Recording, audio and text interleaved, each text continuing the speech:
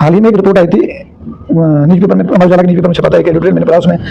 Denmark जो विकसित राष्ट्र है उसका और स्वीडन जैसे देशों का जो विकसित राष्ट्र है उसका विश्लेषण दिया था इस संदर्भ पर कि डिजिटल एजुकेशन कितनी अच्छी है कितनी खराब है। उसमें बताया गया कि स्वीडन ने अपने देश को, अपने राष्ट्र को 2011 में पूर्ण डिजिटल घोषित कर दिया था, जिसमें सारी एजुकेशन है डिजिटल थी। उसका रीजन उनके पीछे कुछ भी रहा हो, अगर कुछ भी क्या ग्लोबल वार्मिंग को उसमें तक दिया था कि ऑनलाइन एजुकेशन होगी तो पेपर जो छपता है उसका कॉस्टिंग है वो कम होगी, और ये सही भी है, कॉस्टिंग कम होती है। लेकिन इतना इसी डिजिटल सिस्टम ने बच्चों की जो मेमोरी को इतना डिस्ट्रॉय किया कि वहाँ के जो बच्चे थे उनको उनकी जो याददाश्त कैपेबिलिटी थी, उनका जो माइंड फोकस था वो भी कम हो गया। बैक में दर्द होने लगा, बॉडी स्ट्रक्चर, बॉडी में जो पेन होने लगे, तरह तरह की बीमारियां, गंभीर बीमारियां उत्पन्न होने लगी। इसी वजह से स्वीडन ने अपने जो देश में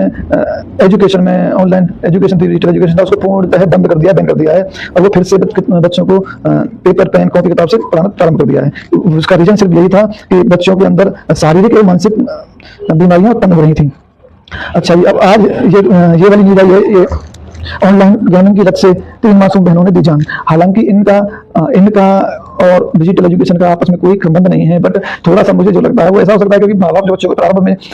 जो मोबाइल फोन देते हैं वो एजुकेशन के लिए देते हैं। बच्चे की ऑनलाइन क्लासेस चल रही होती है, उनका सिलेबस आ रहा होता है, सब कुछ से सिलेबस उन्हें भेजा जाता है, तो वो देखने के लिए गार्जियंस दे देते हैं, क्योंकि गार्जियंस सभी गार्जियंस के पास इतना टाइम नहीं होता कि बच्चा जिस समय स्टडी कर रहा होता है उसको देखता है कि वो क्या एक्टिविटी कर रहा है। लेकिन ये ऐसा करना ठीक भी नहीं है, क्योंकि इससे थोड़ा सा बच्चे का मोरल डाउन होता है, उनको लगता है कि मेरे पेरेंट्स मेरी रेकी कर रहे हैं, जासूसी कर रहे हैं, इसलिए वो फ्रीडम दे देते हैं। लेकिन बच्चे तो बच्चे हैं, वो एजुकेशन के सिवा अदर भटक जाते हैं। इसी में इन 3 बच्चियों को कोरिया गेम में लविंग गेम, उसकी इतनी बुरी लत लग गई कि इसी लत के कारण उनके पिता ने उनसे फोन छीन लिया। अब उनसे फोन छीन लिया तो वो, क्योंकि वो तो आदी हो चुकी थी उस गेम की, वो चुप चुप के अपने माता पिता का फोन यूज करने लगी, गेम खेलने लगी, लेकिन उससे जो उन्हें पहले अपने फोन से टाइम मिल रहा था बराबर देखने का, उन्हें नहीं मिल पाया। इसी कारण वो और फ्रस्ट्रेट होने लगी और हार के उन्होंने एक 8-9 पेज का